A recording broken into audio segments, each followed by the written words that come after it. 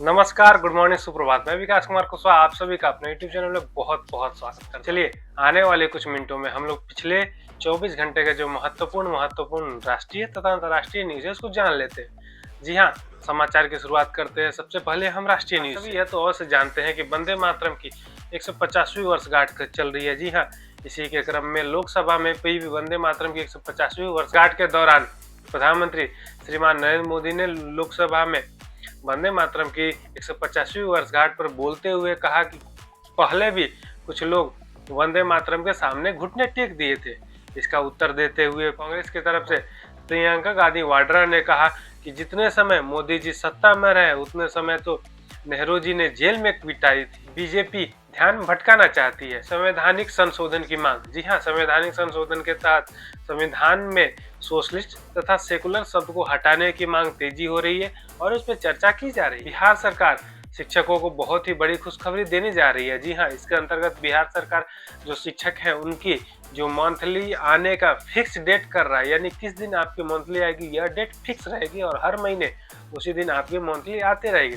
तो मुबारक हो आप सभी शिक्षकों को। नए आराम नियमों के कारण इंडिगो के क्रू में कमी के कारण जो संकट चलती आ रही थी, आज 7वें दिन भी वो संकट जारी है।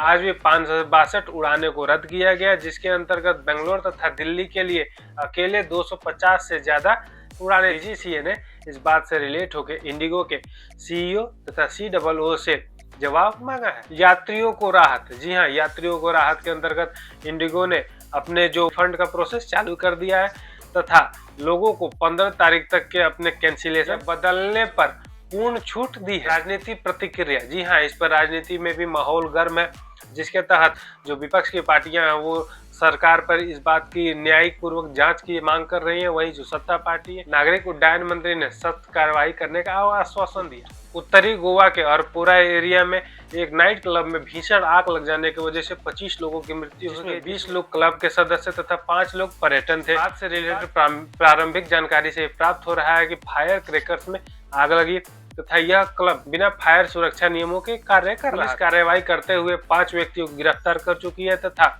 सौरव लुथरा तथा गौरव लुथरा को अरेस्ट करने के लिए टीम दिल्ली रवाना हो। सरकारी कार्रवाई। जी हाँ, सरकार ने एक जांच समिति स्थापित की है तथा उन अधिकारियों को भी निलंबित किया जिनके देख रेख में यह कार्य हो रहा था कि सुरक्षा के इतने नियमों को नहीं पालन करते हुए भी यह पब कैसे कार्य कर रहा है। दिल्ली की हवा बेहद खराब। जी हाँ, राष्ट्रीय राजधानी क्षेत्र दिल्ली में आज भी वायु की स्थिति बहुत ही ज्यादा खराब नजर आ रही है और वो बेहद खराब स्थिति के जिसके तहत लोगों को बहुत ज्यादा परेशानी हो रही है और 314 AQI तक पहुंच चुका है और आने वाले 3 दिनों में भी इसमें सुधार की कोई भी संभावना नजर नहीं है। वडोदरा टीम के अमित पासी ने एक नया इतिहास रच दिया। जी हाँ, अपने डेब्यू मैच में ही वो उन्होंने विश्व रिकॉर्ड स्थापित कर दिया। 2015 के पाकिस्तानी बल्लेबाज बिलाल आसिफ की से भी बराबरी करते हुए अमित पासी ने 55 गेंदों में 114 रन की घातक पारी खेलते हुए वर्ल्ड रिकॉर्ड स्थापित कर। आइए जान लेते हैं कि इस हफ्ते आपको कौन कौन से नए फिल्मों को देखने के लिए मिल सकते हैं। जी हाँ,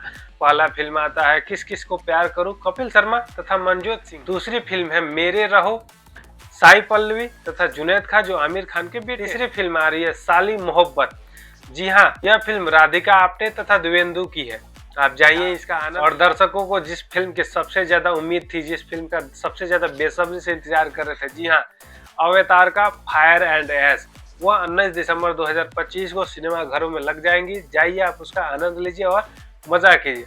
और अब आते हैं इंटरनेशनल। जापान में शक्तिशाली भूकंप तथा सुनामी के झटके प्राप्त हुए। जी हाँ, जापान के होकाइडो क्षेत्र में 7.6 तीव्रता का भूकंप आया है और वहां का कहना है कि 3 मीटर यानी 10 फीट की ऊंची लहरों का आने का अनुमान। और रूस के बीच हो रहे संघर्ष को शांति करने के लिए यूक्रेन के राष्ट्रपति वोलोडिमिर जेलेंस्की लंदन जा रहे हैं, जहां पे वो अमेरिका के शांति प्रयासों पे विचार करने की बात। पाकिस्तान में आतंकवाद और उपेक्षा। जी हाँ, पाकिस्तान में आतंकवादियों की निजी बैठकें तथा लॉन्च पैड उजागर हुए हैं। पाकिस्तान पर हिंदू तीर्थ स्थलों या स्थलों की जानबूझकर उपेक्षा करने के आरोप लग रहे हैं। मानव अधिकारों पर चिंता बढ़ रही है। यूरोपियन यूनियन द्वारा एलोन मस्क की कंपनी एक्स, जिसे पहले ट्विटर के नाम से जाना जाता था, उस पर 12,000 करोड़ रुपए का फाइन लगा। यह फाइन उस प्लेटफॉर्म पर गलत सूचना को प्रसारित करने के लिए तथा ब्लू टिक नीतियों से रिलेटेड के लिए लगाया गया है। इससे यूरोप और अमेरिका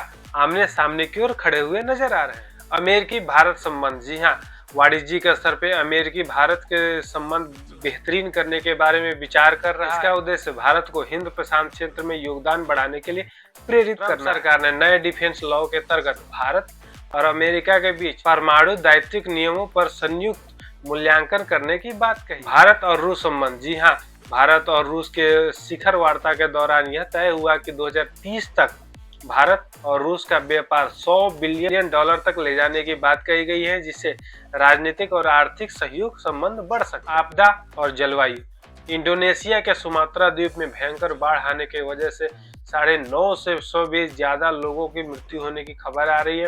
वहां से मलबों को हटाने के लिए हाथियों का प्रयोग किया जा रहा है। वैश्विक प्रदूषण पर प्रभाव, जी हाँ, एक नए शोध के अंतर्गत बहुत ही ज्यादा चौंकाने वाली बात सामने आई है, जिसके अंतर्गत ऐसा देखा गया है कि जो विकसित कंट्री है, विकसित देश है, उनसे होने वाले प्रदूषण से जो गैर विकसित या छोटे देश है उन पे नकारात्मक प्रभाव पड़ रहा है। जी हाँ, इसका एक सामने एग्जाम्पल है कि अमेरिका जैसे देश से, अमेरिका से होने वाले प्रदूषण की वजह से भारत में लगभग 12,000 लोगों की हर साल मृत्यु हो जाती है। आपसे मिलते हैं नए वीडियो में कल नए न्यूज के साथ। नमस्कार, जय हिंद।